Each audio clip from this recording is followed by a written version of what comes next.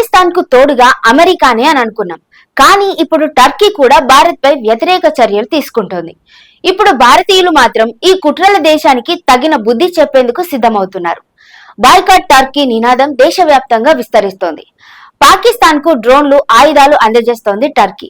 అంతేకాదు, భారత్ పై విమర్శలతో ఉగ్రవాదానికి మద్దతుగా మాట్లాడే ఈ దేశం ఇప్పుడు భారతీయుల ఆగ్రహానికి లోనవుతోంది. పాకిస్తాన్ కు బహిరంగ మద్దతు తెలుపుతూ భారత్ వ్యతిరేక కూటమిలో చేరిన టర్కీపై కేంద్రం గట్టి నిర్ణయం తీసుకుంది. మొదటగా టర్కీకి చెందిన కొన్ని న్యూస్ ఛానళ్లను భారత్ లో నిషేధించేందుకు కేంద్రం ముందుకొచ్చింది.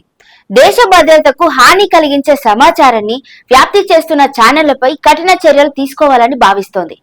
అదే సమయంలో ద్వైపాక్షిక వాణిజ్యాన్ని కూడా క్రమంగా తగ్గించాలన్నది కేంద్ర ప్రభుత్వం వైఖరి. 2024లో టర్కీ నుండి భారత్ కు దిగుమతులు సుమారు $3 బిలియన్. కానీ భారత్ నుండి టర్కీకి ఎగుమతులు దాదాపు $7 మిలియన్. అంటే మొత్తం ట్రేడ్ వాల్యూతో చూస్తే ఇది $10 బిలియన్ పైగా.